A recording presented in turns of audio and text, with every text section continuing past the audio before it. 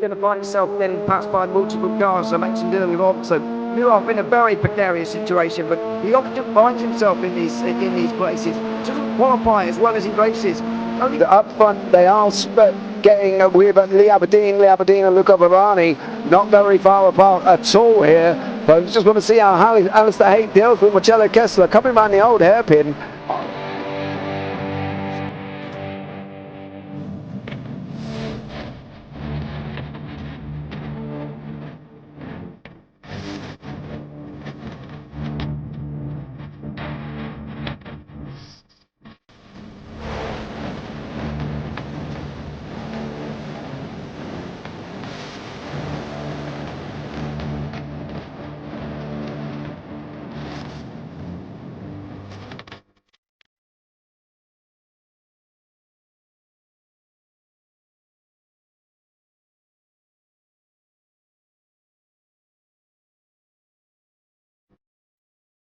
And I would say it's not the best decision they've ever made, just not having done that under the safety car, really. Yeah, they're taking their pit stop strategies from Ferrari lately, isn't it? What's going on? In turn one, just too much gas on, too much feet on the out pedal, and unfortunately he's dropped him all the way down the order. But Philip Hammer is out in front by an 8.91 seconds.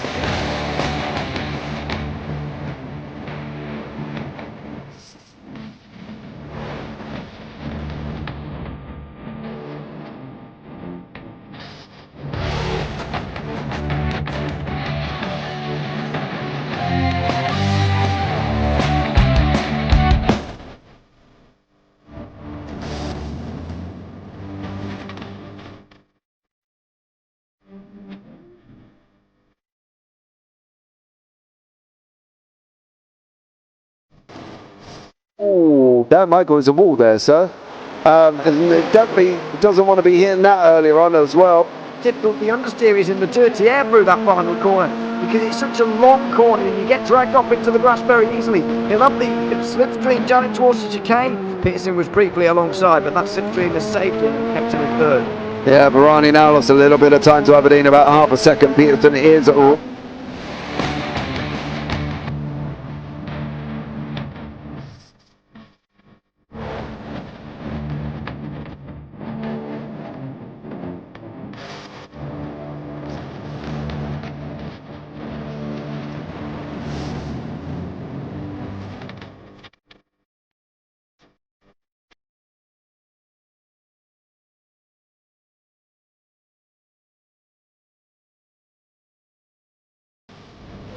Pite's pushed more and forward up ahead. He's got out of line. It's now Pite going to have a go. Werrell, don't push him off. He's in the championship fight.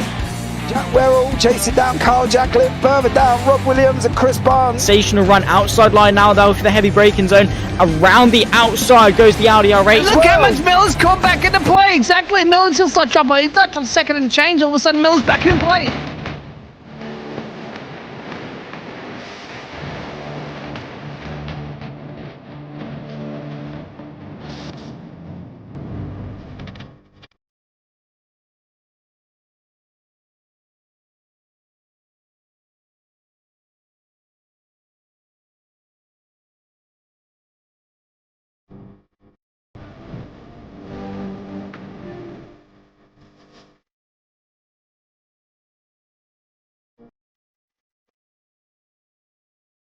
Moving on to the back end of Phil Jocelyn. So there's been a lot of movers and shakers in this first 2 laps here for race. Absolutely serious racing league. Everybody's a lot of fun. Yeah. And It's all about the entertainment. so I hope everybody is enjoying themselves out there in the chat. We know that Ron is been enjoying himself watching the Burger King machines off into the grass a little bit there. Is they're really bunching up now.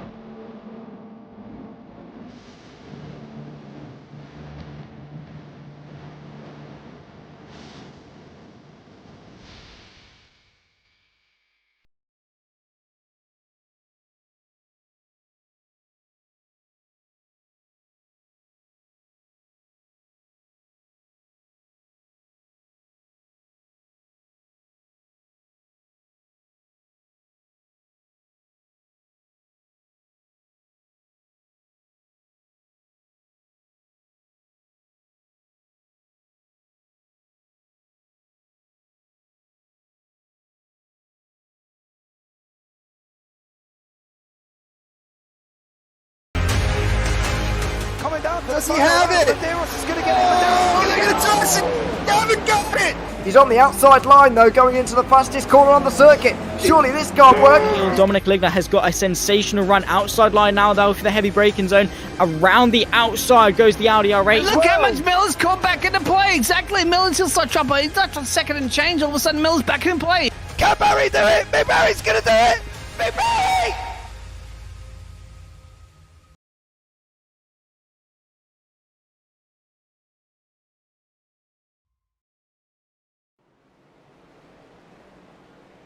Good evening, ladies and gentlemen, and welcome to the Triple Bypass Round 8 live from Martinsville for the Back in Time 160, sponsored by Matt Harmon this evening. So a big shout out to Matt, the car number 28 in that Ford sponsors this evening's broadcast. I am James Parfitt, going to be bringing you all the action with Ria Subra here this evening as well. So stay tuned, it's going to be epic. Don't forget guys, there is 4 nights of racing here in the Triple Bypass Discord. Sundays Gen 4, Tuesdays late models, Wednesdays road racing, and Thursdays is NextGen, which is where we are here this evening. 12 race seasons, championship trophy sessions open at 8:30 Eastern, qualifying at 9 p.m. Eastern. Guaranteed heartbreaking racing. Head over to triplebypassracing.com and get yourselves involved. What are the current scores on the doors? Well, they are Zach Roethlisberger out in front on 224 points. He has had 3 wins, 4 top 5s, 6 top 10s here this evening. Ben Harcum in second on 201. Sean Bradley on 197. And you've got John Campbell on 186. Carl Gretsch in 5th on 185. With Chris Hannigan in 6th on 179. Matthew Harmon in 7th on 177. With Jason Benson in 8th on 172. Al Corey in 9th on 151. And John Crutchley in 10th on 139. Let's bring Ria in. You've listened to me waffle on long enough. Ria, welcome in. How are you? I'm doing good, James. I'm excited for tonight's race. Gonna hopefully be some exciting racing, especially at Martinsville, one of the tougher tracks on the calendar. Yeah, it is. It's going to be one epic evening of racing. The track length just over half a mile. Track width is 55 feet wide here on this circuit. So 55 feet of racing. Now, we have been here before, Ria, as we were here the other week. You know, it delivers interesting racing. I think that's what you can say here at Martinsville. You know, it's going to deliver interesting racing, but there are parts of the circuit that they do want to stay clear of. Now, we've talked about it in the green room after as well. There's a very nasty curb that if they hit, they could end up finding themselves spinning round. Yeah, like you said, we had talked about it on the inside of the corner, just that if any of your car really catches that curb, it just unsettles the car and spins it around so easily, which is a big problem here because, especially at this track, anybody's small single car wreck can very quickly become a big pile up. Yeah, I think that's it. And that's the problem when they are racing so closely here once more. We're going to see very single file racing going on. I don't think we're going to see this too wide racing that we, you know, although we love too wide racing, I just can't see it being a possibility here. I think we are going to see single file racing unless you're going to overtake. Now, as I said last time out, we were here for the 100% Div 2 and they used a lot of the inside for just overtaking. I think that was the thing, wasn't it? That they were using it for overtaking. They didn't really run that outside line unless they were tyre saving as such. We're going to see, I think, the same thing here with 23 cars on track. I think it's going to be very single file based. Yeah, I would guess so. The inside line on the turns is like the only line for passing. So we're going to be seeing a lot of, like you said, not too wide racing, but there a lot of passing on the inside line and maybe keeping your fellow drivers out there a little bit just to, keep them off the good line, pinch them a little bit towards the wall, but hopefully no crashes. We'll see. They're usually pretty good here at Triple Bypass. Well, that's the thing, right? I've got a bet with Al Corey. Now, the bet was basically he has said +5 cautions. I've said under 5 cautions. Now, one of us is going to be right. Whether or not it's going to be me or him, well, that's going to only tell the tale. Now, the end result of this is if I win, he has to buy some JPB merch. And if he wins, I have to buy some Triple Bypass merch. Now, we haven't set a limit on how much I've got to spend. And, neither is he. I could order a cup for all it matters. But that is the bet. Now, let us know what you think in YouTube chat. Are we going to get plus or minus 5? As we said, they're normally pretty clean here. They're normally pretty good. And don't forget, guys, as well, it is the back in time 160. So what does that mean for us in the broadcast? Well, we just have to know where every single throwback livery comes from. Well, Mike Peters, you're not giving me and stemming me with much confidence that we're going to be under 5 at that point of where he has just spun there, Ria. But I think that could be the theme of the evening, I think, as well, if people keep doing that. Yeah, around this track, tires heat up very quickly, and it's hard to keep them under control. They do cool down pretty quickly under caution, so I think precautions is going to be a big thing here. Well, let's hope not. I don't want caution breeds caution. I don't want that, and I think that would be upsetting for me, especially as these guys generally do really well. Like, they generally do really well with their driving standards.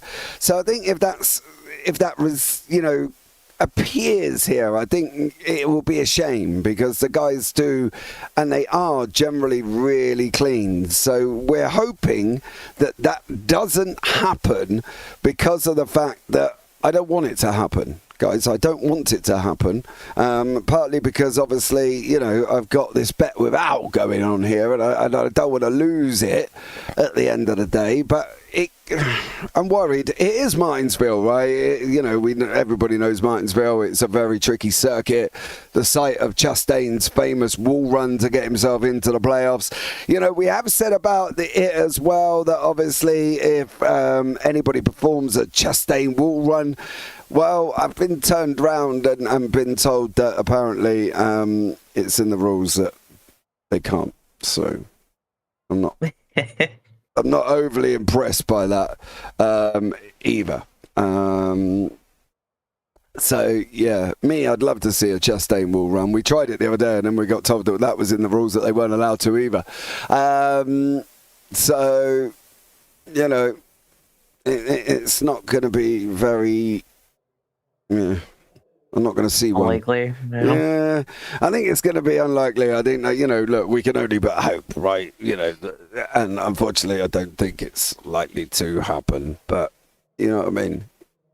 Yeah, it would be interesting to see, but it's a very specific move that takes very specific circumstances, and now it's no longer allowed in the rules. So yeah, I know who puts it in their rules that they're not allowed to go and do a wall run. Gee whiz, guys, come on, you know what I mean? I don't think it's much faster in iRacing. Well, no, apparently not. Apparently it's half a second slower. I think I was told the other day that it was actually half a second slower, and I turned around to the bloke who turned around and said to me about it. I was like, you clearly aren't going fast enough. But let's look at the grid here as well. Hopefully we can look at the grid. If it is going to come up, nope, it's come up with that again. So what is going on? I might have to come out of this overlay. Come on, please. Be nice. All right, give me 2 seconds, guys. I've got to do a little bit of work in the background, and then we'll hopefully be able to bring you up the grid here, as my overlay has just decided that it doesn't want to work. So give me 2 seconds. We will get it back up and running, and hopefully we'll be able to bring you up the grid, as I'm praying. Okay, there is the grid. Right. So The grid for this evening: Justin Bentley out on pole with Sean Bradley in second, Zach Roethlisberger in third, Austin Tucker fourth, Chris Hannigan fifth, Kyle Gretsch sixth, Ben Harcombe in seventh with James Honeycutt in eighth, Morris Bogan in ninth, Mark Herzog 10th, Al Corey 11th, and then John Smith down in 12th. Dustin Barton, John Campbell, John Crutchley, Will Jester, James Lawson, Jason Benson, Matt Harmon and Mike Peters round out the top 20. Brandon Hinton, Adam Sherwin, Grant Parker, Chris Melton rounds out the 24. It's looking like we are going to get back up and running and underway here as well. So while the pace car does another lap, we will see what happens here at Martinsville. Mike Peters doesn't look like he's taking a start, neither has Chris Melton. So what will Justin Bentley be able to do here as well? Is he going to be able to maintain the front? So let's see what happens once more as we're going to get this 160 back in time, 160 underway here as well. Who's going to take the win? Who's going to keep it on track? Are we going to see any disasters? Well, for my sake, I hope not. But let's see, as Bentley and Bradley are out in front, an American versus a Canadian, with Justin Bentley here as well. Let's see as we're going to get this up and running. The lights are going to be going now as well. And as per normal here at Martinsville, we are green, green, green. And the race is still too wide with Justin Bentley. Oh no. Not already. Well, that went well. Yeah, I think that just a result of people not quite having the handle of the car yet. And, tires still warming up. Oh, he come down on him. Yeah, yep. Oh, he come down on him, man. Can't come down like that, Mr. Bradley, sir. Unfortunately, there was nowhere for anyone to go. So that is caution one on lap one. So that's a bit of a shame here as well. So, yeah. Tough for these guys already. Not an ideal scenario, to be fair, but I tell you what, we will try and have a quick chat to as well. Is our sponsor this evening, one Mr. Matt Harmon, who has kindly sponsored this evening's racing as well and finds himself down in 17th at the moment. Matt, we didn't exactly get off to a great start there, buddy. How are you? I'm doing good. How are you guys? I'm doing very well, young sir. Doing very well as well. And, you know, bit of a scare at the beginning of the practice, but I'm all good. What about yourself? We're doing good. We're trying to be patient and not wreck in the first lap, but we're all good. Well, that did work. There as well as Sean Bradley come down on the top of Zach Roethlisberger. What's the ambition for you, Matt? Because it's a tough circuit, Martinsville. What do we think you're going to get away out of this one? Well, I'm hoping that I can be patient, stay clean, and maybe get my way into the top 10.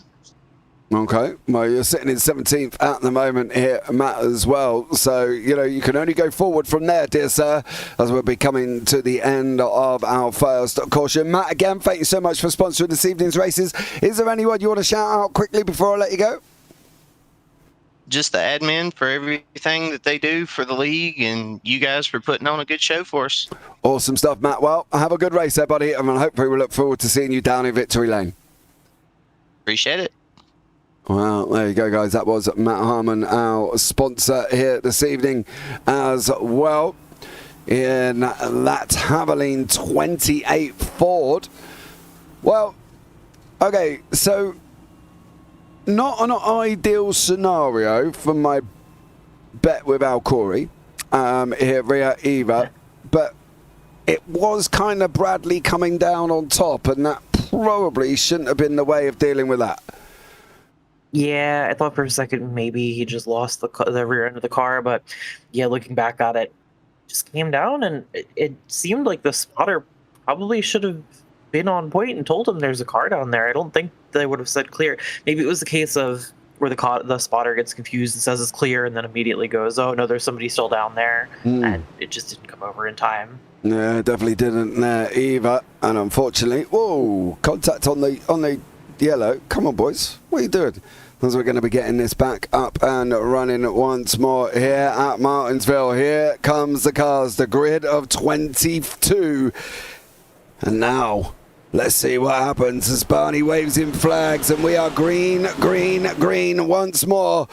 Banks of... You can see the field, they're spread out here as well. The cars that went in, the cars that were on the Lucky Dog just didn't quite make it round to the beginning here either, Rhea.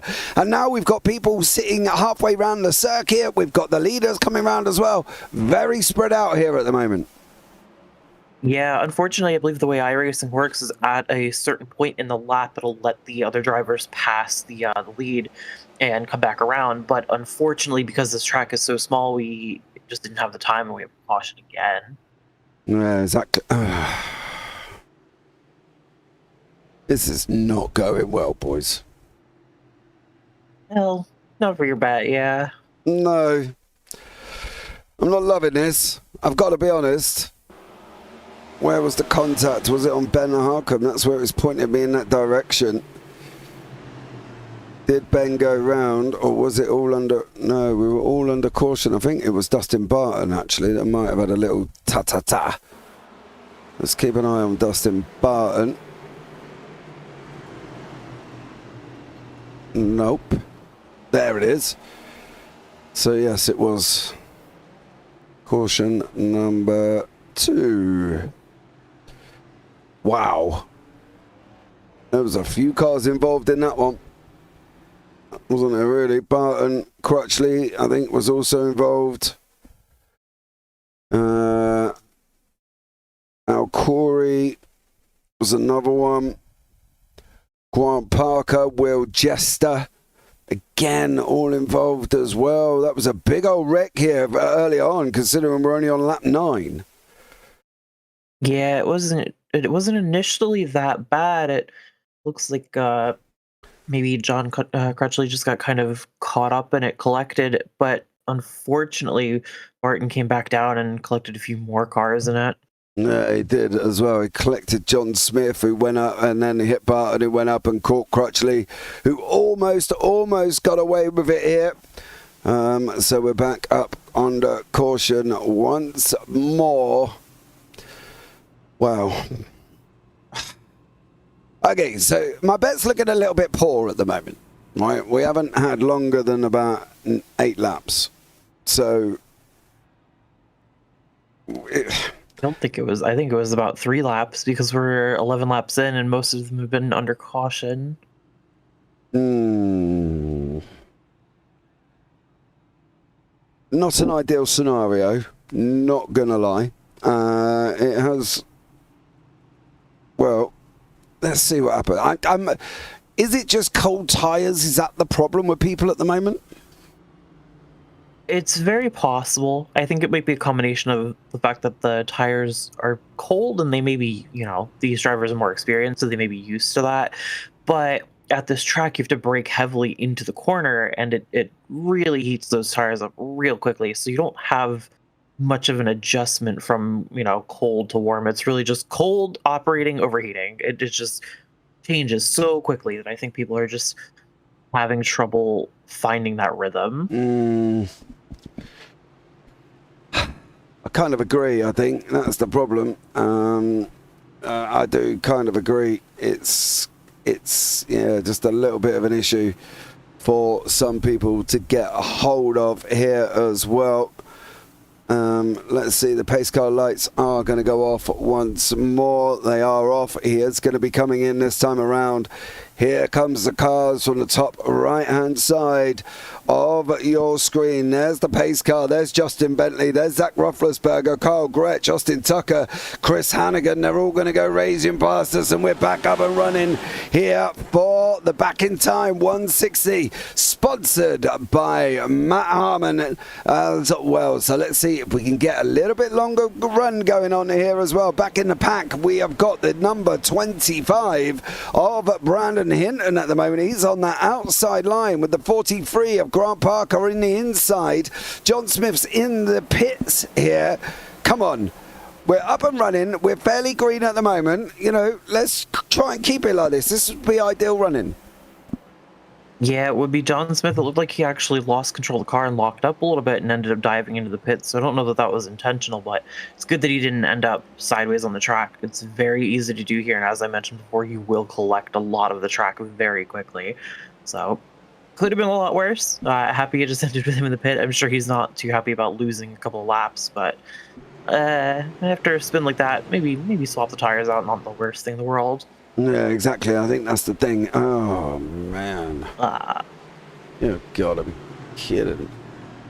Brandon Hinton this time. In that 25, we were literally just on top of him. Hit the curb. Off the curb. Yep. Oh, that was never a yellow. Oh, that was. As you were saying. Yeah, that was. All right, the first one was never a yellow, right? And that's the thing. Okay, lap 16. I'll tell you what we'll do while we're here. We might as well have a chat with my very confidant individual who is... Where are you, Al? Is he in the driver's chat? He's dancing around that you're going to buy merch. Yeah, I bet he is at the moment. Why can I not have a chat with you?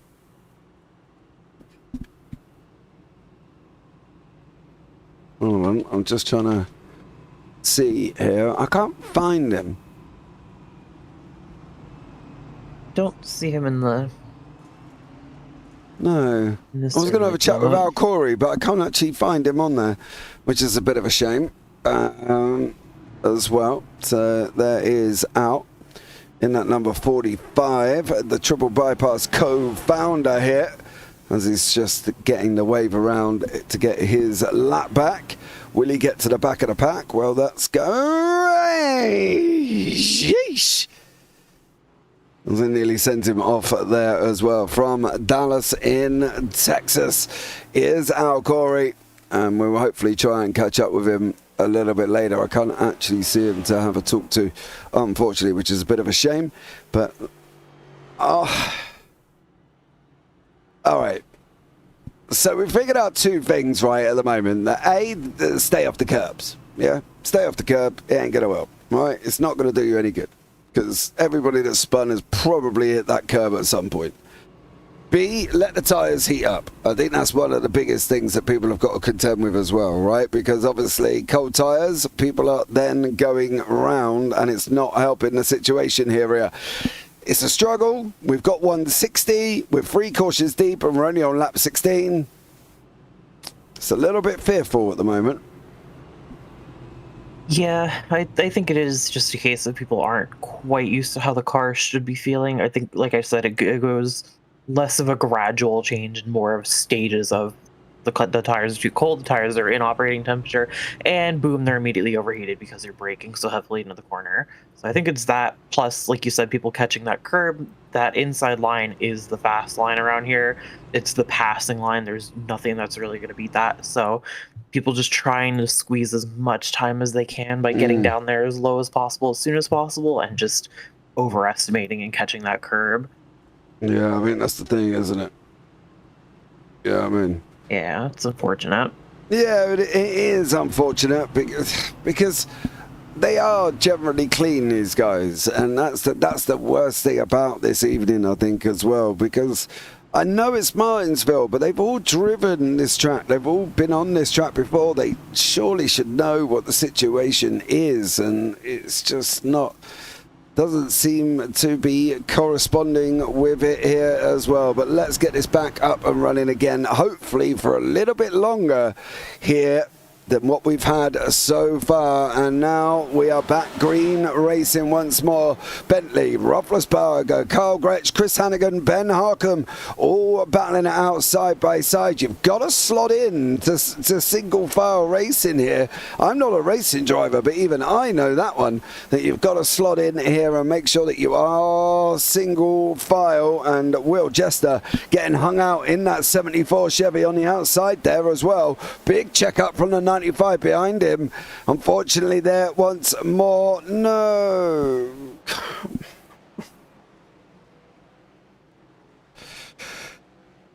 I think that might have just been a one-car incident at the moment. I think that might have been a little early. Could be wrong.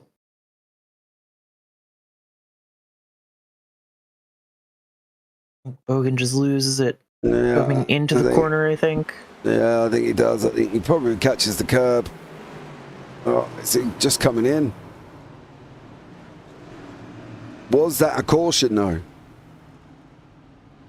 It's really hard to call here. I think he did a great job recovering, but like I said, if you're, especially if you're turned around, you're a big hazard on the track. I think he did really well to recover. Maybe you could have waited a minute or two for the caution. Well, minute or two, I say, but meaning second or two. But yeah, and it's hard to say it's early here, like pulling the caution early here, because of how big of a threat a turnaround car is on the track. I'm saying it's early. Every single one have been early. Do you know what I mean? I can't let Al win. Every single one has been early. It's all been early. You know, that's it. Al, Corey, they've all been early. So if you've won, you're one by default. And I wouldn't mind now, right? But we're already on 4. If it goes, well, it can't go anymore. Let's just put it that way. Don't forget, guys, as well. Oh, nose, wheels, nose. Oh, no, tell me about it. If you are in the Martinsville area, you can go and check out the NASCAR Cup Series race on November 3rd, which is tomorrow. If you want to get yourselves involved and go and watch the NASCAR, you can.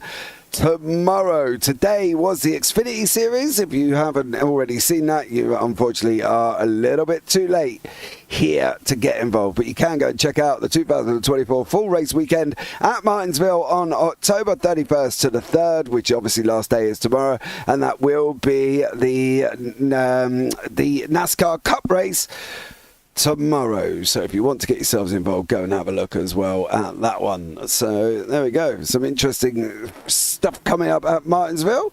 Unfortunately, that is the last, looks like it's the last race of the year before they go into April 2024. So that's your last opportunity to get any tickets to go and watch the NASCAR Cup race at Martinsville there as well for the end of the year, because after that, you haven't got any more chance to go and see. So there we go. Little quick advert for Martinsville there. There we go. Interesting one. I'm not in the Martinsville area. Tomorrow is Trucks at Phoenix. Saturday's Xfinity and Cup is Sunday. Yeah, Cup is Sunday. That's what I said. What day are we today? Thursday. Yeah. Yep. Oh, Thursday. Yes. So November 3rd, which is tomorrow. Right? Yes, the 3rd is Friday. Yeah, it's the NASCAR Cup Series race tomorrow. Tomorrow is Trucks at Phoenix, Saturday's Xfinity and Cup. Well, that's not what it says on their calendar. That is all what it says. Get up to you in just a second. I'm sure I'm reading that. Martinsville was last week. No, it says on their events calendar. Oh, no, that's 2024. That could be right. Why would you have packages for 2024 in November? I get your tickets early, you get a bit of a discount, and people have to but that's reserve hotels and stuff. Yeah. All right, my bad. I was reading the wrong date. I think you said Martinsville, though, Lo. I got confused. Yeah, I did as well. That's because I didn't read the date. It said 2024, and of course we're not in 2024. Not yet, anyway. So there we go. But anyway, 4 cautions in, lap 30. I saw into the future, I did. But yeah, completely got that one wrong. But never mind, it's all good. We all make mistakes. I am human, I'm not an AI robot, but we're going to be up and running here as well, as we're only on lap 30, 4 cautions deep. Once more, we are green at Martinsville. Please don't spin, Zach, already. Leave the inside line. Free wide. Well, that's an interesting sight. I've never seen a Martinsville before. Going free wide is always dangerous at any circuit, let alone Martinsville, Rhea.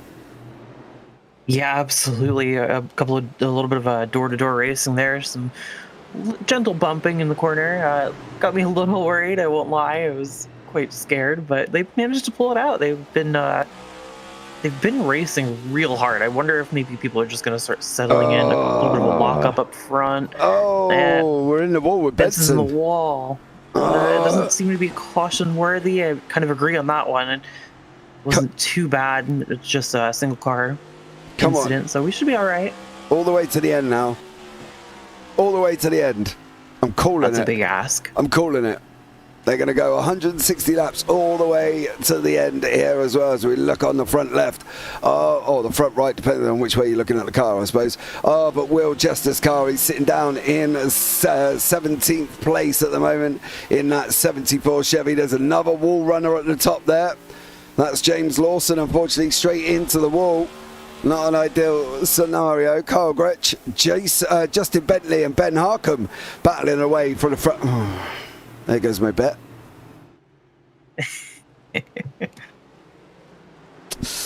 Well, technically, I've still got 5 and under. I think Maurice Bogan is not loving Martinsville, right? Straight up. I wonder if it was the same thing again, if the rear end just got loose. Yep. Was this caution worthy? I think whoever's doing the cautions, they've got it on a little bit too softly, right? I'm not going to lie. Brian Cooper's in chat. Derek Katz here as well. 2 Dogs Pork in 86. Tough track. Well, that is one way of looking at it, and I do love your YouTube name there, dear sir, as well. Thank you so much for that one. Yeah, Brian's not racing because of the track. Derek's not racing because of the track. Well, it's fully understandable. It's Martinsville, and we're 5 cautions in. Now, the bet was with Al Corey, 5 and under, I win. Or there was some ruling he brought in about 5, I think, as well. He said something along the lines of, I don't know, can't remember what it was. Over 5, he wins. So, yeah, I think I may have lost that one already. My question is, why did you bet with the person who controls the yellow flags? Well, I thought it might have been... Well, he's racing. How is he controlling the yellow? Can't the admins throw yellows? Yeah, but cool, blimey. You want to try doing that while driving Martinsville? We've seen it happen. If this is being affected by outside influences, we all know how I feel about that one. So there you go. Low is Jeff Slaughter, incognito. So Jeff Slaughter. Do love that name. Gripping. So there we go. I feel like if this is the automated system, it's very aggressive tonight. Yeah, it's weak. It's weak. So, right, so that's what we said. 1 to 4 I get. 6 to 10 he gets. 5 is the push point, so nobody wins. So if they don't have it anymore, none of us win. All right? I hate that I'm missing this. Jeff, you don't. We're literally only on lap 39, and we've spent probably 50% of the race under caution. So there we go. So it's better for the other drivers that I'm not there. Derek, I feel you there. I've definitely had tracks in the past where I'm just not comfortable and I opt to sit out because I don't want to be a hazard. So if you feel like that, good call. You know, this is the race, but there'll be other ones. You can get in on it next year. You can get in on the next race. Yeah, and what's better anyway, Derek? You're driving around a circuit like Martinsville, or sitting at home in the comfort of your own home, watching us on the big TV and listening to the sultry tones of myself and Ria Subra. What more could you ask for?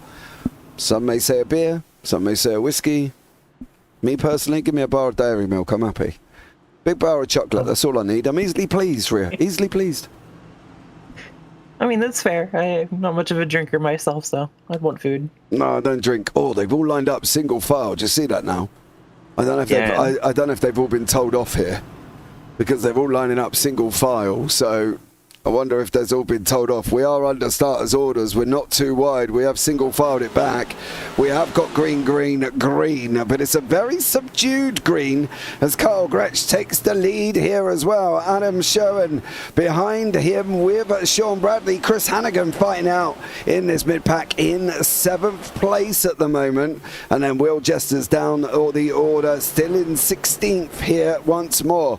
John Smith sitting in 20th place in that number 1 machine for that Chevy. He's sitting down towards the end and is unfortunately a few laps down. So I believe he is 2 laps down is John Smith. So let's see as we get up and running once more. Are we going to get green flag racing? 5's the magic number. Stay on 5 and I'm happy.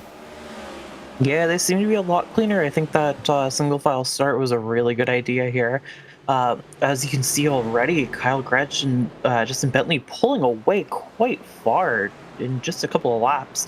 I think they've maybe after a couple of cautions have finally realized, all right, just settle in, don't push too hard, and we'll make some time up. Yeah, I think that's the thing, isn't it? They've got to make that time up. We've been, I tell you what, 50%, if not 75% of this race has been under caution already. So we've got to get some laps on the board. We've only got 20-second laps here as well. Kyle Gretsch is in the wall. Kyle Gretsch is in the wall. It's not caution worthy. Was he given a helping hand from Justin Bentley? That's the question. Or was it all on his own? There was a lock of smoke. It was all on his own for Kyle Gretsch. No caution for that. But yet we see diddly cautions for people on the inside. That's ridiculous. Yeah, I wonder if it's the automated system just saying there's a stopped car on the middle of the track, we need to throw a caution. Because, like we said, that automated system can be kind of not the smartest, we'll say. Yeah, I think that's the thing, isn't it? Just to let you know, I don't have any leftover candy, partly because I'm a grown man and people found it weird when I walked up with my little pumpkin bag to get sweets. But my kids are still eating theirs, if that's any consolation. I'm not going to lie, the kids still eating theirs as well. Don't forget, guys, there's been a lot going on over at JPB at the moment as well. We've got TCRs running at the moment. The GT4s and the Clio's new seasons have been up and running, so if you want to get yourselves involved in that, don't forget to head over to JPBroadcasting.com and check out the new BDLV event we've got running in aid of the Rainbow Trust on the 26th of November. 6 hours of Brands Hatch in a TCR or GT4. Get yourselves involved in that one. And while you're there, check out the merch store as well, because there's some great little merch up and running for everybody to purchase as well if you want to. So go and check it out there as well. Billy Bentley, let's go, Justin, as he is roaring out in front as the big proud wife sits at home watching her man, y'all, go round at Martinsville out in front of here as well. It's been an absolutely interesting race, I think, so far, Ria. I think that's probably what we can call it at the moment. Yeah, it's a lot better now that they're in single file. Justin Bentley's been very consistent, I've noticed. He's been up in that front position pretty much the entire race, so I think he's had a lot of practice and just knows the track and is set up well enough to not need to push too hard. He is getting caught up a little bit. He did have a bit of a gap last time we were talking about him, but Roethlisberger has closed that quite a bit. Not much between their cars at the moment. I think that the thing is, right, is at the end of the day, neither of these front 8 are pitted. You can see there Bentley, Roethlisberger, Harcum, Tucker, Hannigan, Herzog, Bradley and Gretsch. None of them are pitted here. Now with the should we say, the absence of high banking, I think that's where we're looking at. We look at, circuits that have got 22, 23, 24, 25 degrees, and we haven't got that here at Martinsville. Tyre wear, is it going to play a massive part, though? Is that what we're thinking? I don't remember it playing a massive part in the Div 2 race we did the other day. No, tire wear here generally isn't a problem. It's usually the heat for the tire. My understanding is that with the bigger tracks, as the car gains speed going into the tighter part of the corners, it wants to roll up, and you're really pushing those tires to keep it low. But here, the turns aren't that big. You're not really getting a lot of centrifugal force pushing you out. Plus, you're braking into the corner anyway, so the wear doesn't really play much of a factor. I mean, it will eventually, but it's not the end of the world here. It's really going to be managing your car with the overheated tires. As I had mentioned, they heat up very fast, they cool down very fast, but when you're running without cautions, it's hard to manage them. Yeah, it is that as well. I've made a mistake with Billy Bentley. Proud mum, not wife. Apologies, Billy. there as well, as we can see the racing now going. This is what I like to see. Last caution on lap 34, and now we're on 57 already. Come on, boys, keep this going, and we will do amazing. As if it sits on 5, neither of us have to buy anything. So, you know, at the end of the day, I don't lose on that one, and I don't win either. But I'll accept that, because if it stays green now, I think that's the thing. This is one of the hardest things I find when we commentate on NASCAR. And props to the pros that do it on the Cup Series and stuff like that. But then again, I suppose they could take adverts and go, we just go into a short break sponsored by Snickers. You know, we don't have that ability here as well, partly because we don't have adverts. But they obviously, you know, commentating consistently on NASCAR. There has been a big old wreck. No, I'm in trouble now, Rhea.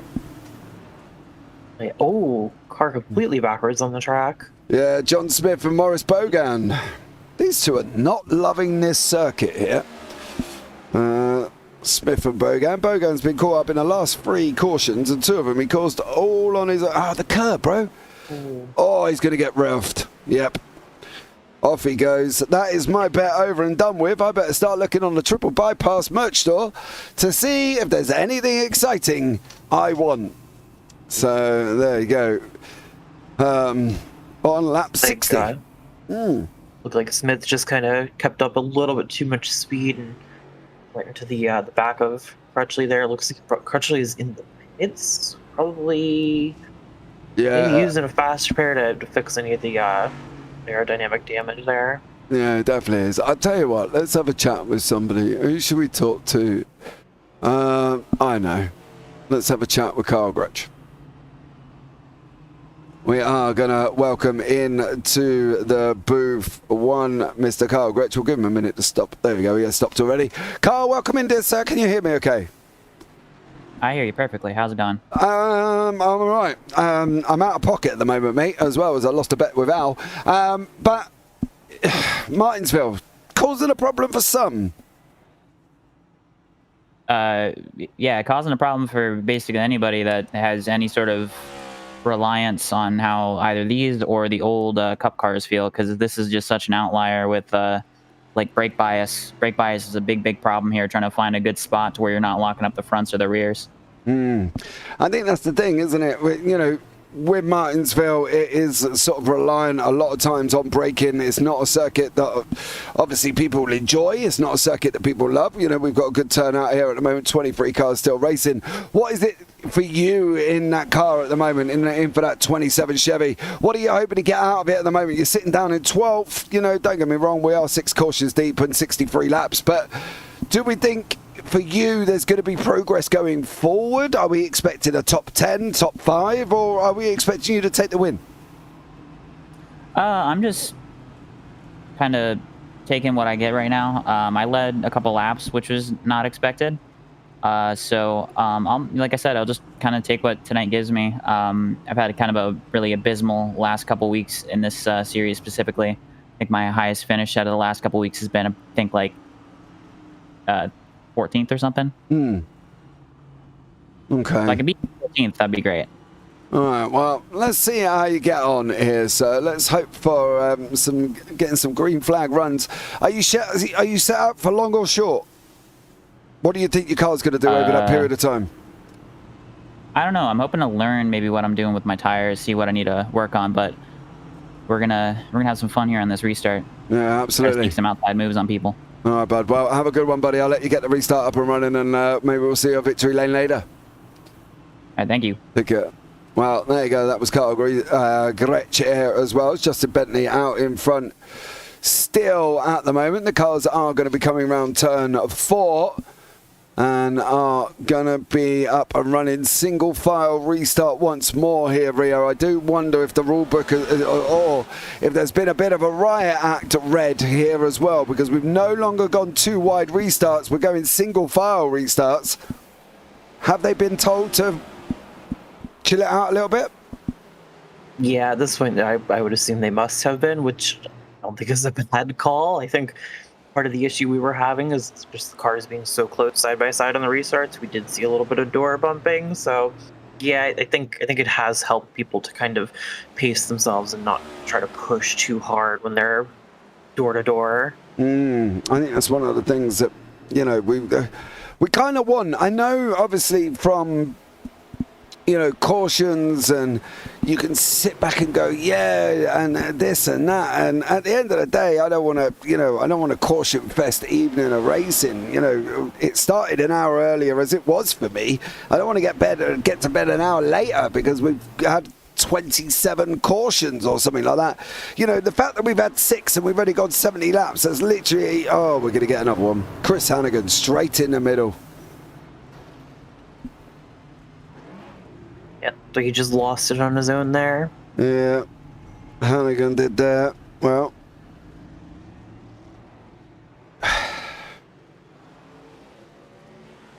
okay, caution number 7. We have Be Right Back. All right, Brian.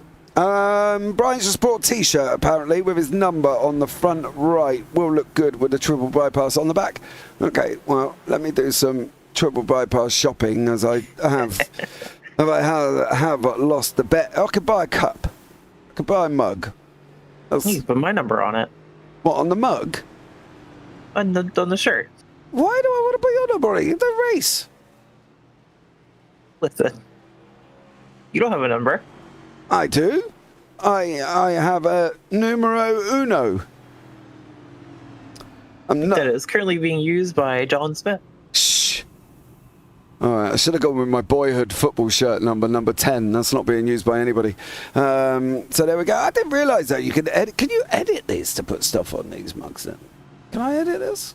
Oh, I can get a black-handled cup. A blue-handled one as well. Don't forget, guys, you can head over to Triple Bypass Racing spreadsheet. I'll post a link to the merch store in the YouTube chat. Go check it out. Pick up some Triple Bypass merch here as well. I customized the cup. Blimey. I'm well impressed with this. I'm going full bore now. That's it. I'm gonna have Triple Bypass on one side, and then I want to add the. Can I upload another image though to get my own logo on the other side? Do you reckon? Probably not. That's printing stuff like that costs quite a bit of money. I think it'd be alright. It's easier when people have templates. Yeah, but it does say that you can customize your cup. So yeah, but customize by putting the stuff that they have on it. No. Can I? No, I can't. Oh yeah, I can upload an image. Really? Yeah, really. I can upload my own images. I'm off. Right. I'm going to go and do some shopping. And upload some here as well. Right, where's the logo I want to go on my mug? Let's have that one. Oh, agreed. Oh, yeah, you can. Yeah, you can. Interesting. No. Oh, not on the. Oh, I don't want it on there. Why would you put it on there? No, somebody who has looked into getting into clothing design a little bit. It's an interesting site that they just let you put anything on there. And a lot of sites will do that because you generally have to have templates and stickers printed out and, well, iron-ons printed out. It generally costs quite a bit of money to make a custom one. So interesting that they have that. Yeah, I need to put something on the front. What can I put on the front? I've got their logo on the side, my logo on the other side. What can I put on the front? But there we go. Pace car lights are out here, guys. Don't forget there is racing going on at the same time while we're just talking about the Triple Bypass merch store. So please go check it out. The JPB merch store is up and running as well. You can't customize your own stuff, unfortunately. So that's a bit of a shame. But here we go. Single file racing once more. Single file starts are coming up. And let's get this going as we're on lap 73 of 160. And we are once more green. Bentley leading us away with the top 15 on the lead lap, 16 to 23 are unfortunately down laps or so here as well. So we've got people down 1 lap, 2 laps, and so on here with Al Corey down in 13th, just about to go up the inside of JC John Campbell, the man from down under, as Corey does take that position there. Hannigan, after his spin earlier on and caused a caution on lap 68, is sitting down in 11th place with John Crutchley right beside him. Hannigan just gone through underneath, but it is Roethlisberger and Bentley here, Rhea, doing the business at the front of the field. Yeah, something we hadn't really pointed out too much, but I kind of wanted to bring attention to because I am loving these. The throwback liveries, the Folgers, the Juicy Fruit, the Dairy Queen. I'm really loving these liveries. A lot of old ones that even I recognize from being younger and having grandparents that like to watch the races. So I really... another caution. That was our dear sponsor. On his own, looks like. No, it's Al Corey on the outside in the 45. It is on his own. Yep. Well, caution number 8. He just had too much speed going into the corner and didn't bleed off enough coming out and then on the throttle too early as well. Yeah.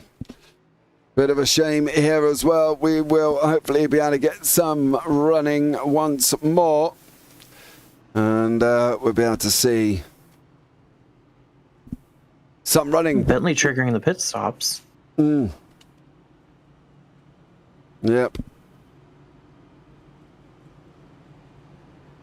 He is at the moment. I'm not surprised, though, to be fair, because some of these guys have been running for 79 laps without tyres.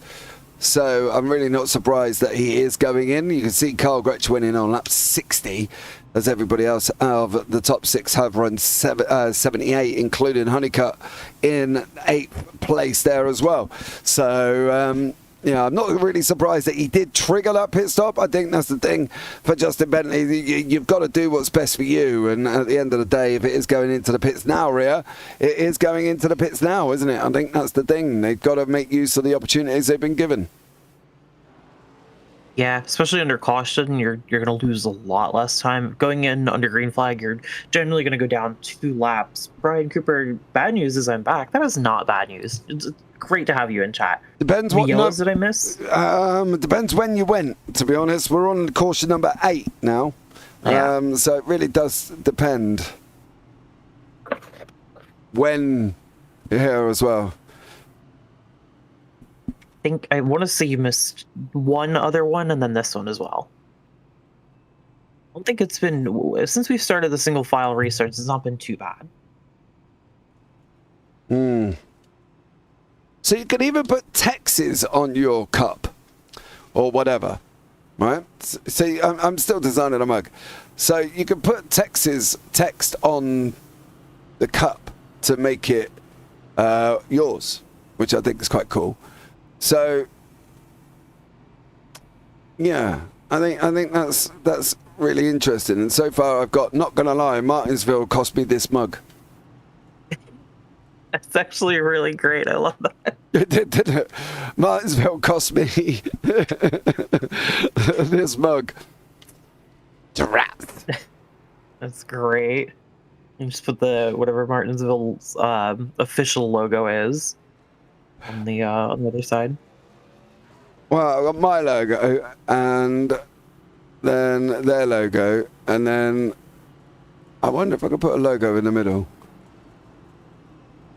Sorry, the lights out. The lights are out. Oh yeah, the lights are out.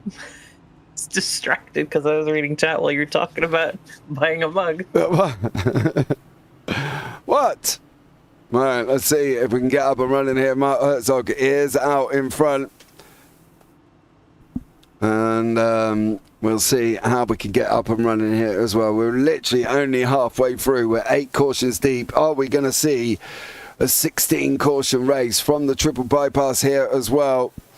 So, where does that accent come from? The UK? I like hearing you speak. Thank you very much. Billy, yes it does. I am proud resident of the UK, and it is only 9 minutes to 2 in the morning.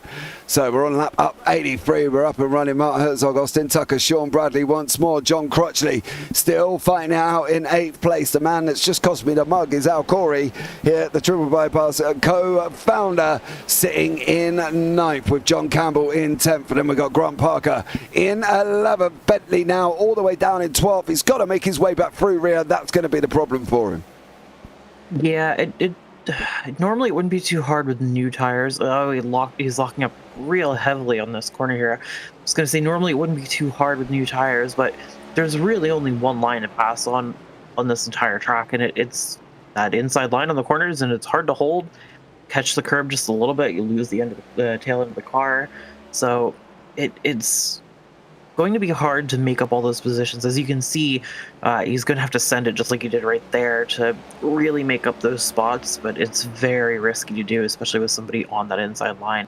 So he is finding, doors got shut right there. I was about to say he's finding gaps as he goes through the corners. Yeah, well, we'll just have to see how they get on. But Rob Bentley and Roethlisberger, of course, these two were front runners. We are now on number 9. Really, realistically, I probably should have gone for the higher amount of caution, shouldn't I? Sean Bradley there on lap 86. So there we go. This is I think that was another case of did that need to be a caution? I think again the iRacing cautions are just a little trigger happy. Was it iRacing or was it Al Corey? Unfortunately, I can't see that, so I'm not totally sure. I think Al's being a little bit biased here, right? I'm not going well, there you go. Not going to lie. I think Al's being a little bit biased to himself here as Mr. Corey. He's I think he's made sure he won that bet.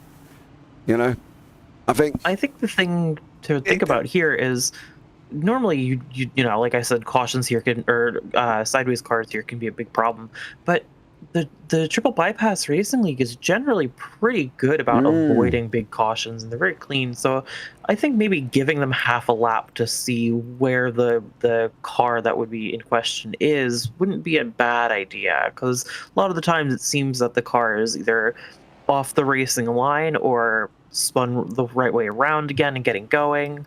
So I think maybe just waiting a little bit longer, maybe half a lap, wouldn't be detrimental. Yeah, that's what I'm thinking as well. I told you I'm blaming Al. He set me up, everyone. Set me up. So, there we go. Boo, Rafter, boo. Who's doing it? Rafter doesn't like yellow. Who is doing the cautions this evening? Who is on the wall? So, be interesting to have a chat with them. I have made the best mug ever. Yeah. Yeah, I have. So I did just hear over the radio real quick that they are being told to line up single file on the inside and keep a 0.2 second gap between the cars on the restarts. Right, okay. So they are. So yes, they are being told to take it easy on the restarts. Well, I think that's fair enough. I think at the end of the day, you know what I mean? Yeah, I agree. That's probably for the best in Martinsville. Yeah, it probably is. You know, we can get it up and running. We can, you know, keep it nice and gentle. Give it a go. Hopefully, we'll be able to survive. That would be cool. But you never know, right? Yeah, it's hard to. There are a couple of tracks that you can kind of not predict the outcome, but you can get a good idea of what the race is going to be like. But Martinsville is one of those ones where it's really hard to tell who's going to be where and what kind of race it's going to be. Because it's such a technical track that it could really go either way with any group. Yeah. Yeah, I know what you mean. It's just a shame that, obviously, we didn't get more and more up and running racing. And Mark Herzog goes off once more with Austin Tucker in second, Ben Harkham third, Carl Gretsch fourth, Chris Hannigan fifth, John Crutchley up into sixth. Sure, but there's going to be another caution. And if there isn't, I'll be very surprised at the moment because we've got people spread across the circuit here. It was Sean Bradley. Will Jester, Jason Benson and Ben Harkham. So I'm surprised it hasn't spat out a caution for that. There goes the 74. There goes everybody else. Where was that caution that apparently we don't need? Come on. You can't tell me that that's consistent. It's definitely not consistent, but I find myself having trouble complaining about that not coming out, considering all the cars managed to get going again before the leaders came back around. I am somewhat defiant that wasn't needed. I don't feel, that was needed as such, because that last one was, right? We've seen some single file spins here that have brought out cautions, but that brings out a 5-car hit and nothing. As we've got Chris Hannigan and Justin Bentley running side by side. Bentley now back up into 6th place on lap 97. We're nearly breaking into the 100 mark. 63 to go with 9 cautions deep here as well. Morris Bogan has been involved with 3 of them. Chris Hannigan also in there as well. Barton, Bentley, Bradley's been involved in 2. So it's been a very tricky situation for some of these drivers as Chris Hannigan now starts trying to make his way up past Zach Roethlisberger. Roethlisberger leading up with the race earlier on as well. Just gone deep into turn 2. Coming out of turn 2. Hannigan's going to have that inside line. He's going to go underneath him into 3. Is he going to get the exit out of 4? He's not at the moment. This is Camry versus the Ford. Who's going to take this one? Chris Hannigan is in one of 3 Camrys here in this field, Rio. It looks like the Ford and a Mustang seem to be the strongest tracks to go on to. We've big lockup from Roethlisberger. So I was looking at the spread of cars. We have talked about it before that the cars aren't really different in any way, so it's more of just a preference.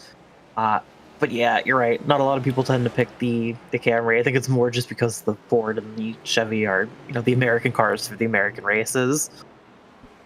You reckon? I think so. I think it's. I mean, don't get me wrong. Toyota has been around in NASCAR for a while, but I think it's more just it's an American sport. Here are the American cars for the American sport. So I think it's more just preference on that and how they look. I will say the back of the Mustang does look quite good. A lot of people like the front and back of the Chevy. I personally like the Camry the best. Like the front and back look really good on it, but I like the back of the Mustang as well. Yeah, me personally, I can't even remember which one I used to drive. Which one did I used to drive before? I've only got one, so I can't even remember which one that was. But I like the Ford. The Mustang looks like a bit of a beast, right? It's like, rawr. And I think that's the thing. It does.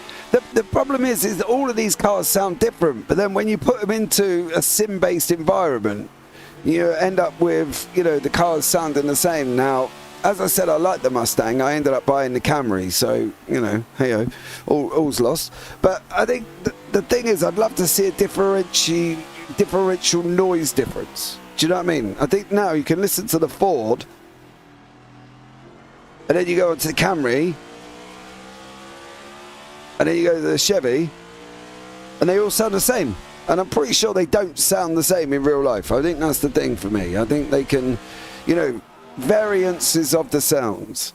The Toyotas are more built in America than a lot of GM and Ford, but we don't understand that over here, says Brian Cooper, along with cheating Yodas.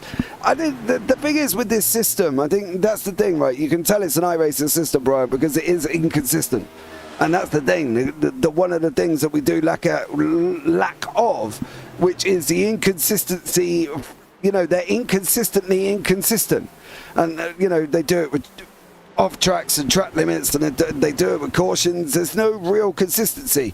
A one-car spin that didn't get in the way and didn't affect anyone, has thrown out 9 cautions, and then we have a pile-up of about 4 cars sitting in the middle of the track, and because they all got going again, it did throw them out, which I don't actually physically understand, as Bentley has now gone and slipped it inside of Carl Gretsch, and now Gretsch is in fear of having 2 others go up the inside of him here as well. He doesn't want to leave that door open. He wants to position that rear where he can't allow anybody in, because otherwise he's going to be in danger of getting freeway here as well, with Zach Roethlisberger now gone up the inside. Is Hannigan going to follow through? Gretsch is all out of control. I tell you what, if that's a yellow, I'm going to go crazy. It is. It's a yellow. Come on.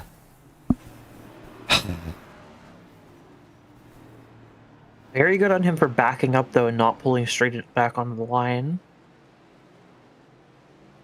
Consistently inconsistent. Consistently inconsistent, I should say. On lap 109.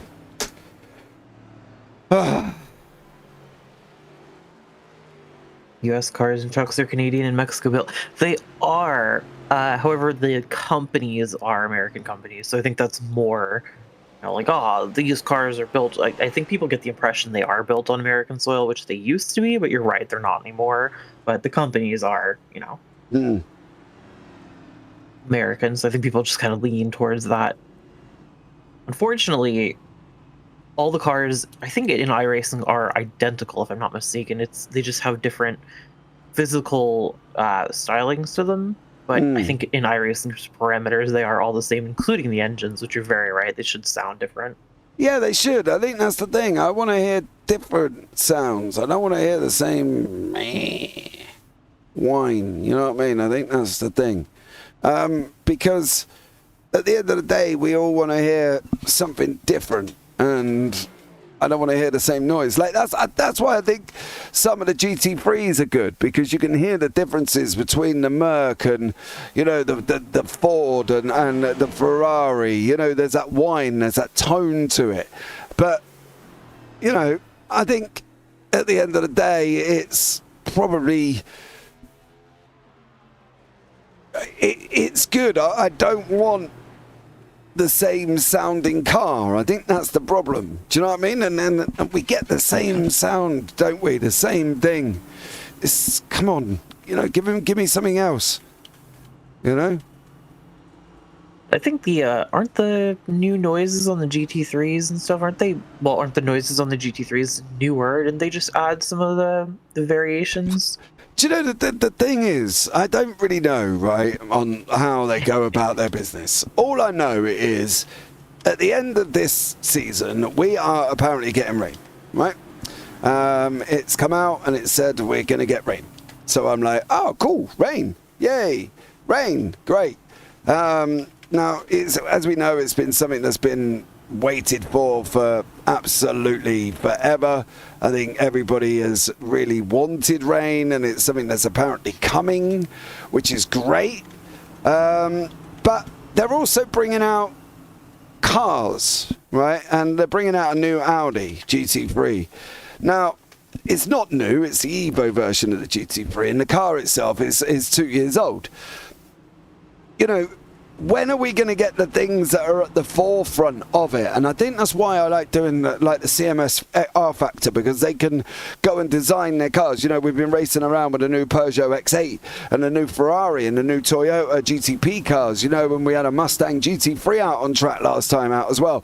We'll get this up and running, and then I'll carry on my little rant, I suppose, as Mark Herzog is going to lead us away with Ben Harkham, Justin Bentley and Zach Roethlisberger here up and running once more as they're coming over the starter cam. Barney is waving, and we're once more back up and running here at Martinsville. Lap 115 out of 160, and we have a caution every 15 laps so far, give or take, because 115 divided by 10 is literally 15, I think.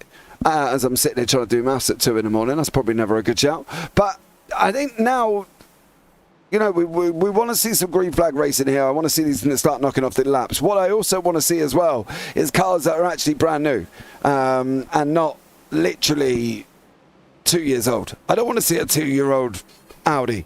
because it's an Evo version. I want to see a new TCR or I want to see a new GTP. You know, they can bring out the Caddy. And the Caddy's probably a couple of years old as well. So I just want to, you know, see something new. That's the thing. And I right? think they need to start doing that because, as you mentioned, R Factor does have a lot of R Factor 2 specifically does have a lot of those cars, and I think they're becoming more of a viable racing simulator. As another caution, Car Rich, for caution number 11. I talked to him. He says, I want to get up in the top thing. And then he's gone and around again on lap 118. So that's 9 laps we got running.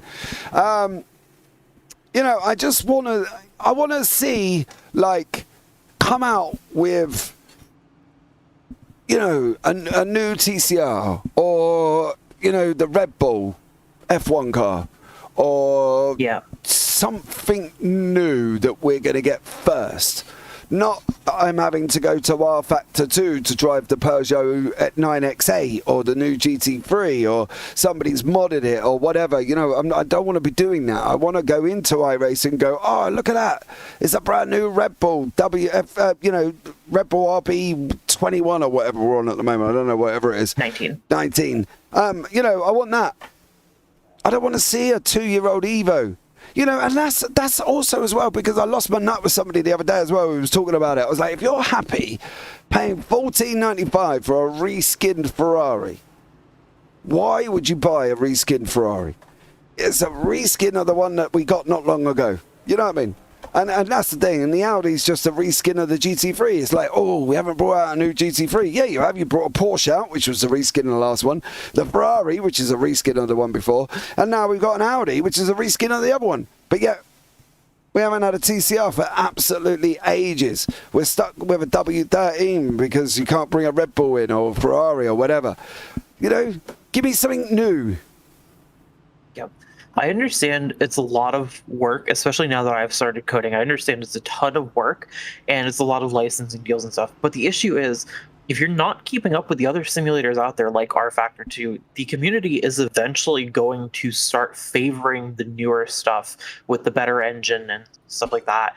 And I personally don't want that, for the reason that it is going to split an already niche community. And I don't want to have to own 2 different racing simulators to switch between them every 5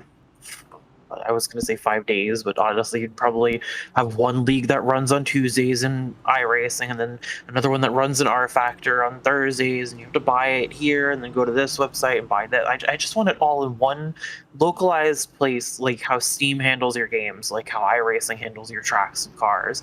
But if they don't keep up, I don't think people are going to favor them forever, which is, you know, never a good thing. Well, I mean, they're not. No, it can't be. And they're not going to get favoured forever. And that's the thing. If they don't start upping it, you know, we knew that the rain was going to take ages, right? And at the end of the day, we've got it just before the end of 2023, right? Now, I had already said that if we got it before the end, I would be very, very impressed. Partly due to the fact that it's not... The announcement come out and it was like, yeah, we're going to get it. Let's get this back up and running here as well. Hopefully these guys will be able to settle down a little bit as we're going to get this running once more with Mark Herzog going over the line here as well on lap 124 at the moment, closely followed by Ben Harcombe. And then you can see the strewn of everybody else. Justin Bentley's trying to run the inside line over the 78 of Ben Harcombe here as well. Don't forget, today's sponsor is Matt Harmon, is today's sponsor, the number 28 car here, who is unfortunately sitting all the way down in 17th place, 3 laps down here as well. But a big shout out to Matt Harmon once more. And, you know, they managed to get the rain in by the end of 2023, and I was quite impressed that was even going to happen. Now, obviously, when they come out and announced it here as well, oh, Bradley and Jester, be careful.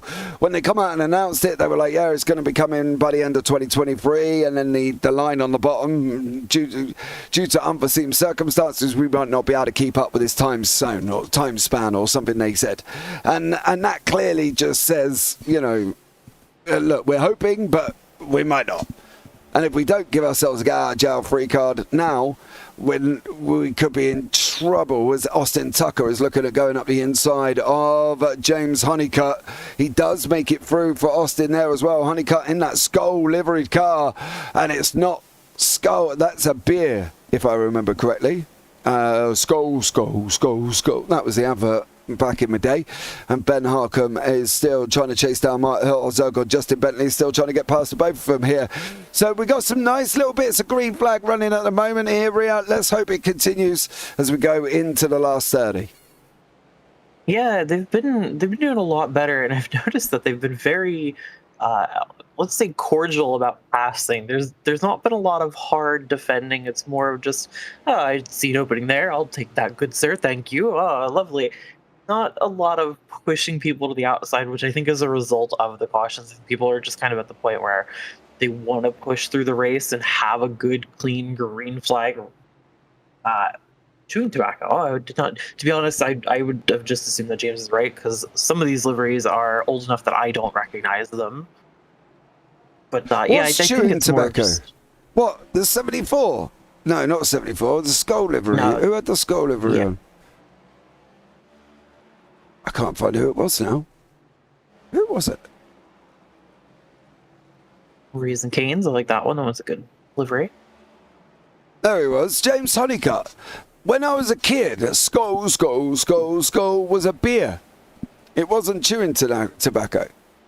Now I am going to check this out, right? Because I'm sure it was a lager over here.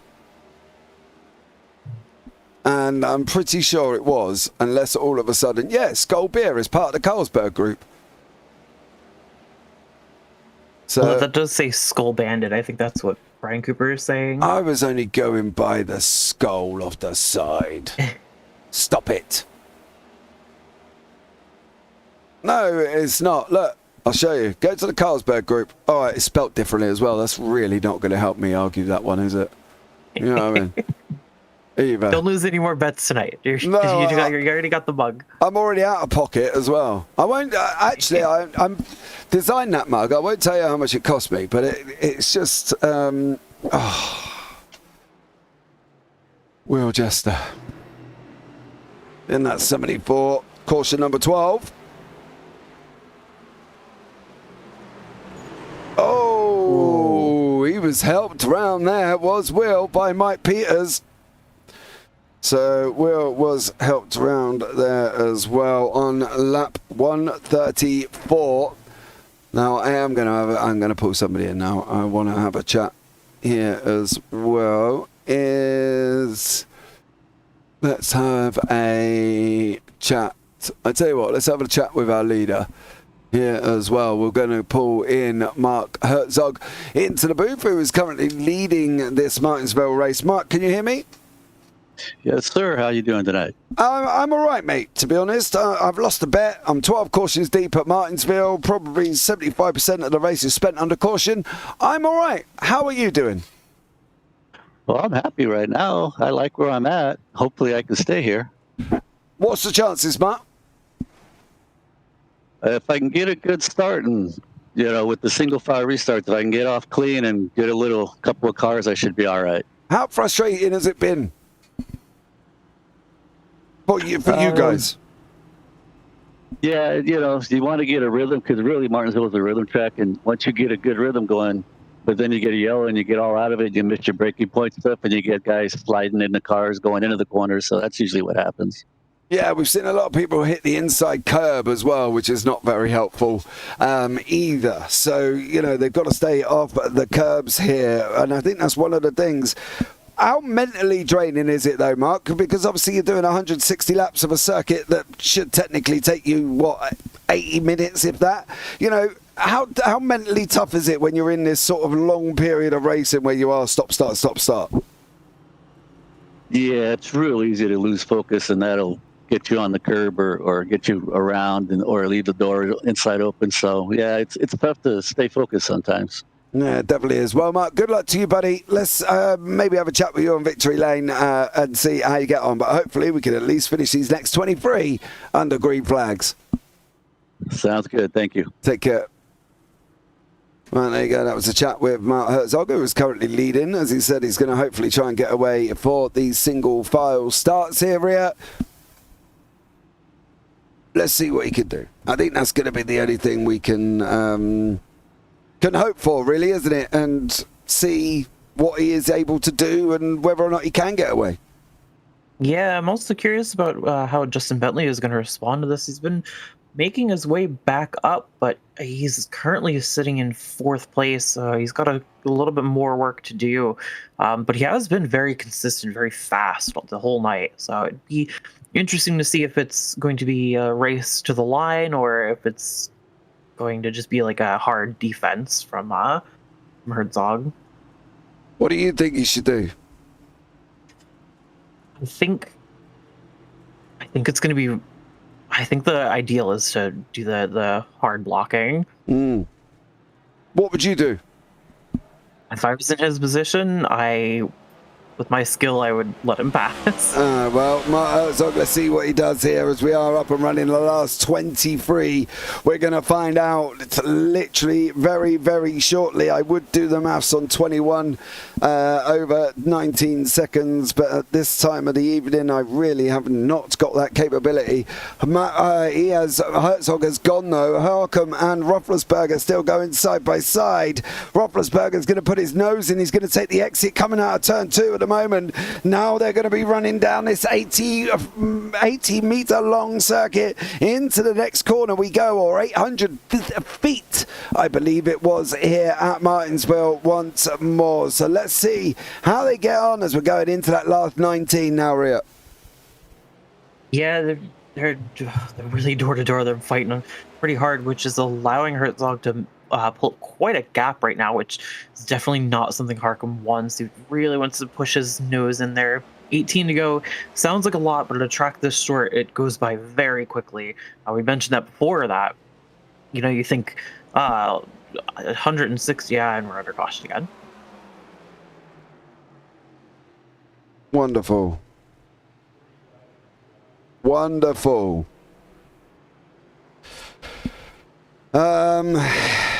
Not an ideal scenario. We'll have a look back at that caution very, very shortly. And let's see. Oh, it was quite a big one. Caution number 13. Oh, Brandon Hinton as well into the wall with a 28. No! Oh, dude. Matt Harmon was first, and then Hinton behind him on lap 140. So we went at the grand total of 3 laps under green flag. Yeah, it looked like Hinton had seen the crash and tried to slow down enough to avoid it, but ended up locking the tires and ended up going straight on. I saw smoke coming from his car even after it, so I wonder if he's got engine damage at this point. Yeah. Well, let's keep an eye and see what happens and see whether we could get. I really thought we were going to get the last 23 in, right? I was kind of hopeful that would be the scenario, but clearly I've kind of misjudged it a little bit, and we didn't quite get it in either here, Rhea. I think that's the frustrating bit, because we are literally right near the end, right? 16 laps, 20 seconds a lap. It shouldn't take us too long. But unfortunately, it's just not really vibing for some of these people, I think would be the word. Yeah, it's. I mean, it is a really tough track. We had mentioned that before.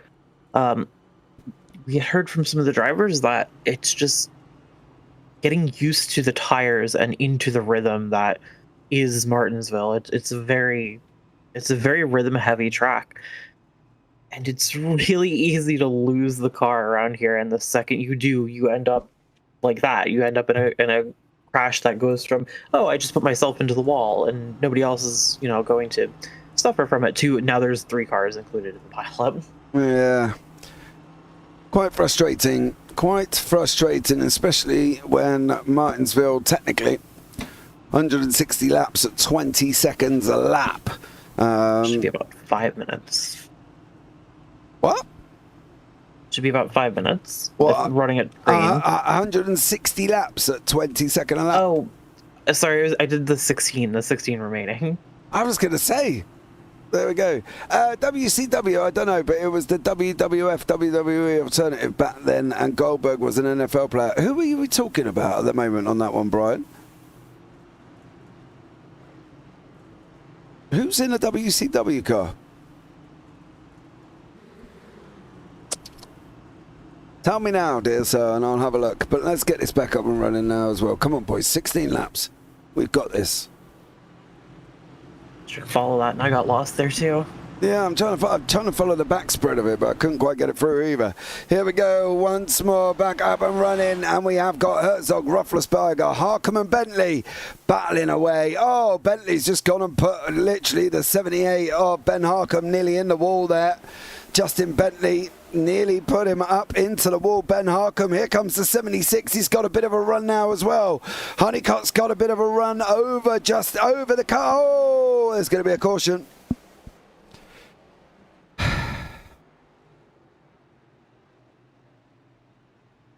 Was that early?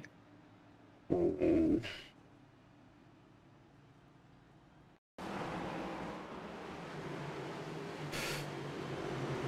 he get tagged from Honeycott? Oh, he was already sliding and then just got sent round a little bit further from Carl Gretsch. And that's what I mean. That was a missed braking point. Oh, Nodge came into that wreck like Goldberg. Oh, okay. I know who you mean now. I did watch that really horrible wrestling match that Goldberg had with The Undertaker. Jesus Christ, how them two didn't kill each other, considering they nearly dropped each other on their heads at one point. And it was absolutely disastrous. It was not good. It looked like two old men trying to pick each other up off Zimmer frames. It was absolutely atrocious match, to be honest. But apparently Goldberg had a reputation for being a bit stiff, shall we say, which isn't stiff as in what, dead. Stiff as in not pulling his punches and purposely slapping people around a little bit. But then again, there was a couple of people who did that as well. Hardcore Holly was another one that also was a bit stiff in the ring, and there was a couple of others along it as well. So, yeah, Goldberg was a little bit stiff there. So, there we go. He is, Brian. He was. Have you never... Who was it? Was it... Oops, sorry. No, go on. I was going to say, was it Stone Cold Steve Austin that was in an interview and somebody was asking, is it faked? And he was like, well, it's a show. Everybody going into it, the actors going into it, know what the outcome is going to be. But you're still really getting punched. You're still really being thrown through tables and stuff like that. So, yes, there's a script behind it, but it's still a real, wrestling and brutal combat. So that's what the entertainment factor is. Look, at the end of the day, right, if somebody ran up and picked me up and chucked me through a table, right, all right, the table might be made of chipboard or really thin wood or whatever. It ain't going to be a solid oak table, let's be real, right? It's going to hurt. And Mick Foley jumping off the cage or being thrown off the cage by The Undertaker, falling 30 feet or 50 feet or 60 feet or whatever it was onto a table, it's going to hurt. And I think that's the thing. You have to give the guys a certain amount of respect because, it is scripted and it is entertainment. And yeah, they do slap each other as they go to punch him in the face. Hit their legs and all that. But it still hurts. You know, and I think that's the thing. You see them with dislocated shoulders, people dropped on their heads and damaging their neck, and you know, all sorts of shenanigans going on, and it does hurt. And I think so. Fair play to them, but yes, it is scripted. You know the outcome, but you are being still punched, and I think that's one of the things. And it's all learning how to take that punch and learning how to take that fall. And I think at the end of the day, it's something that not everybody would be able to do. You know what I mean? I've got a very low pain threshold, even though I've got tattoos everywhere. I've still got a very low pain threshold. You know, just watching a man get kicked in the mid bits, and I'm like, ooh, that's gonna hurt. You know, I can almost sing loud higher than Michael Jackson at that point. Right, we're going to get it back underway. Is Mark Herzog going to wrap up these final 6? Or are we going to go down to a GWC? Let's see. Don't forget, last lap, there is no yellows. That's what I'm relying on here as well. 5 to go. We are going to find out in less than 1 minute here once more whether or not Herzog's going to wrap this up after we're 14 cautions deep. 4 to go here, Rhea. Can we get to the end? I really hope so. I think it's definitely possible, but I think right now 4 to go is where people are really going to be pushing. I think some people may have just kind of settled in and said, this is where I'm finishing the race, but we may still have some people pushing hard and going door to door. Yeah, they are 3 to go. Herzog still out in front. Roethlisberger still trying to go for it. Here once more for the back in time 160, sponsored by our very own gentleman down in 14th place, the number 28 of Matt Harmon here as well, who is unfortunately 2 laps back. But don't forget, guys, if you see Matt in the Discord, say thank you, because he has been absolutely incredible sponsoring this evening's race. 2 to go, Mark. Come on, Mark, you got 2 to go. We're going to find out in the next 38 seconds who's going to take this victory. Oh, Roethlisberger's put it in the wall. He made the final lap. He made the final lap, and he has just affected Chris Hannigan's race, I believe. Hannigan was trying to make his way through this. Not going to be a yellow here, sir. We're on the final lap. So Mark Herzog's going to wrap it up. He's going to take the victory here at Martinsville. Herzog in first, Austin Tucker second, Bentley in third, as they all come over the line. Zach Roethlisberger got a big old slide on their rear to finish this one off. Yeah, that was really unfortunate. You can see right at the end he got loose and just almost saved it, but ended up getting rear-ended. Somebody behind. Yeah, that was Ben Harcum behind him, it looked like. Oh, man, for Roethlisberger, he went from hero to zero very, very quickly. Herzog, Tucker, and Bentley there as well. And yes, Billy, you are right. I do agree with you. It is a bit stuntman-y-ish, I've got to be honest. And they're always big geezers with big old girt muscles sticking out of every kind of form of orifice that they could probably get a muscle out of, to be honest. And, you know, and you sit there and think, yeah. No, just still no.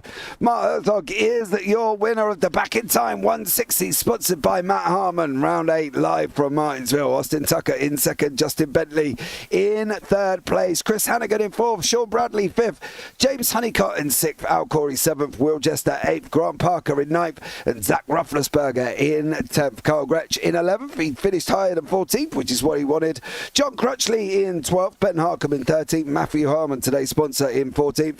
Brandon Hinton in 15th, Jason Bent in 16th, Mike Peters 17th, and JC John Campbell in 18th place. Then beyond that, Adam Schoen in 19th, John Smith in 20th, and then we got the people who did not finish the race. Well, John Smith didn't either, and neither did Adam Schoen, Maurice Bogan, James Lawson, Dustin Barton. Unfortunately, Chris Melton, don't actually believe it, took the start here as well. So there we go. Right, where are we? People have gone. Let's see here as well. Great broadcast, you two. Real marathon of that one. It was a little bit of a mission, yeah. Can't wait for the next one. James and I will be live together tomorrow. And there's more racing. Yes, we will, for the 100 Div 2 final from Phoenix. That is right, isn't it? And I think Jason Benefield is going to be able to wrap up that trophy here as well. But we can have a chat with our winner, Mark Herzog. And we've got Austin Tucker. Who else do I need? Justin Bentley. I've got Justin Bentley. I'll tell you what, let's have a chat with a man who finished second on the podium here this evening as well. One Mr. Austin Tucker. Started down in 4th, finished in 2nd. Austin, welcome into you, sir. You completed the marathon that is Martinsville. Good evening. Yeah, this was my first race with the league. Didn't really know what to expect. This was my first race in a NextGen car too. Yeah, I think I started, what was it, 3rd or 4th? And I was just hoping to, 4th, yeah, I was just hoping to hang on and finish the race really without having to use my fast repair. And I did that. I was running 2nd there behind Mark earlier and just couldn't keep up with him on old tires. So I figured after that long run, there were only 10 or so cars on the lead lap. So I figured gamble, get the new tires and see if it would help. And it didn't. He was still running faster than laps than me at the end. So. Yeah, you got a bit lucky though with the 2nd place, didn't you? With Roethlisberger and Hannigan having to come in together on the back stretch there on the final lap. Yes, I got quite lucky with the top 5. Really, because I was running 6th, and then I forget which 2 took each other out, and then of course Chris and Roethlisberger, and I'll take it. Hey, mate, I would take it as well, to be fair. It's about being in the right place at the right time there, Austin. So well done to you, dear sir. Congratulations on your 2nd place. Anyone you want to shout out before we let you go? Shout out to the people hosting this league. It was good fun. I'll be coming back. Awesome stuff. Well, Austin, thank you so much for joining us there, bud. And look forward to hopefully maybe seeing you on the next one. All right. Thank you. Right, now we can have a chat with the man that finished in 3rd place, Mr. Justin Bentley. Good job, Justin. I am proud of you, says Mum Justin. So congratulations there, bud. A big shout out from your mum as well, who's been in YouTube chat with us all evening. It's been wonderful to talk to her. Justin, how are you, sir? Hey, I'm good. How are you? I'm very well, mate. Very well. Spent a night watching some interesting racing on a very interesting circuit. How was it for you, though? Was it tough for you out there? Yeah, it was tough. I feel like I give it away by pitting there. I had no idea that them tires would hold up like that. Herzog ran the fastest lap on 158 on the original SIP tires. Exposed my mind. Yeah, it was. It was an incredible run for some of these guys here as well. How tough was it with the stop-start nature of the race? Because to be honest, I don't think there was a period of time when we ran for longer. I'm trying to do maths here, Justin. Bear with me. I think the longest we ran was about 14 laps. Yeah, man, it's just Martinsville, man. It's tough. It's a tough league racing track. It's a tough iRacing track. You're putting, I don't know how many cars we had here, not probably 25 or 30, and 30 guys in a football stadium. It's tough. Yeah, it is tough as well. For you, though, was it just mainly keeping out of trouble? Yeah, I got in some trouble there at the end. I hated it. I wrecked Harkham, and it was not intentional at all. I just overcooked it and ruined his day. Yeah, it was a tough race, man. It's hard to stay focused with all the cautions. Yeah, it definitely is, and I fully agree with you there, Justin, as well, mate. And cautions, it's, when you have a caution on lap 1, it kind of determines how the evening's going to go, isn't it? Let's be real for some of these drivers. But, dude, great job for you finishing in 3rd place there, mate. Anyone you want to shout out before we let you go? Yeah, man, appreciate it. Yeah, I'd like to thank you guys for broadcasting. I'd like to thank the guy who sponsored here. I couldn't remember his name. Harmon. But appreciate him. Matt Harmon, appreciate him for sponsoring the race and having the broadcast here. The admin team, all those guys, they do an awesome job with this league. We had a new guy with us in the Discord and just telling him, this is not a representation of this league. This is the best league I've ever raced in. And I truly appreciate it. And just my teammates and family and everybody who supports me and watches. Yeah, Justin, your mum, she's been in YouTube chat all night. Thank your mum. Yeah, thanks, Mom. That's why I said family. I'll throw her in. Appreciate her. No, she's been individual. So just. Okay. Yeah, appreciate it. Yeah, appreciate her watching. Look, Mum, your boy's on TV. Anyway, Justin, been a pleasure, dear sir, and I'll catch up with you soon, no doubt. Yeah, man. Thank you. Well, there we go. And now we can have a chat with the man that took the victory here at Martinsville. He said earlier on, he's just got to get away from it all. He did get away from it all. Trouble commenced for Hannigan and Rufflesberger behind him. But one man that came through and did an absolutely stellar job here was Mark Herzog, taking that victory up 9 places in that trusty old Camry. Mark, welcome in. How are you, sir? Thank you. I'm doing well. That was a interesting race. I kind of thought it would come down to track position over tires, and I'm glad I didn't pit when Zach and those guys did. Yeah, that's. I think that was what people have said. Bentley said as well. He threw it away when he pitted. You know, for you did a stellar job. We were talking to you earlier on, and I think at the end of the day, you know, it was tough racing. We were 14 cautions deep. It was hard for everybody, but you managed to keep your mental fortitude and come through and take the victory at the end. Yeah, I was just trying to drive the track, and you know, if somebody made a mistake and I could get by, then I'd get by. Otherwise, I was just content to stay behind somebody and you know, let them clear themselves out, as it were. Yeah, I think that's the thing, and quite a few people did that this evening. I you know, there was quite a few who did clear themselves out as well. So, but look, going forward, at the end of the day, let's be realistic about it here. You've got to take a Martinsville. You know, what is your aspiration for this season? What are we expecting from you, Mark, this season? You know, are you expecting to be fully up there, or are you just expected to try and run your race and see how high you can finish? Yeah, the way it's been going to the NextGens, I'm just trying to finish the races. I haven't had the 1.5 mile tracks. I really give me trouble, but the other ones I'm okay at. So I'm just looking to try to do my best for each race, and I end up where I end up because, you know, I don't have Zach's speed or some of those other guys. Well, you definitely did tonight. You took the victory. They didn't. You did, so you certainly have the pace. But just, Mark, thank you so much for joining us there. But anyone you want to shout out before I let you go? Oh, yeah, I got to thank all the guys that put on the league, or the guys I get to race with, you for putting on a heck of a nice broadcast for us. And as always, I got to thank my wife for letting me come out here and spend a couple hours with you young gentlemen. Awesome stuff. Well, Mark, thank you so much. It's been a pleasure, as it always is. Look forward to seeing how you get on when we come back again. Thank you. Take care. Well, there you go, Rhea. Thanks for reminding him. That would have been sad if he didn't mention me after I watched this when it was a caution. I know. That's what I said, Mum. I made sure he shouted you out, Mum. Don't you worry about it. I got your back, even if your son hasn't. Rhea. Love getting drivers in trouble with their mothers. Rhea, right. Tough one for everyone. Tough one for us. You know, as I say, there was I think there might have even been less than 18 laps. I dread to think how many laps we actually spent under caution here. But it was a tough one all round for a lot of people. Yeah, and like it was said, that is Martinsville. Unfortunately, it's sometimes you can get a really, really good race where it's green almost the whole way through, but a lot of times it's such a technical track with so many variables going into it. The way your car handles, your tires.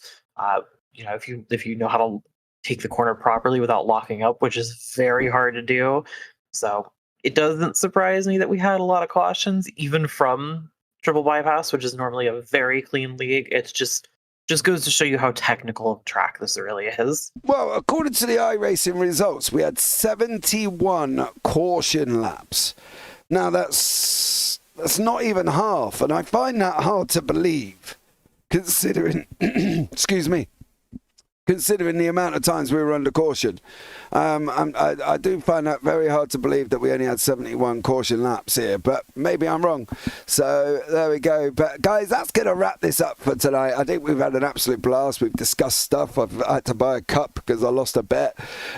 It's been an interesting one here as well, but thank you so much to everybody that's joined myself, James Parfitt, and Rhea Subra up in the JPB booth. Billy, Brian, Derek, Two Dogs, my good friend Jeff Slaughter as well in YouTube chat, and a couple of others as well. I think, have I missed Derek, Brian, Billy?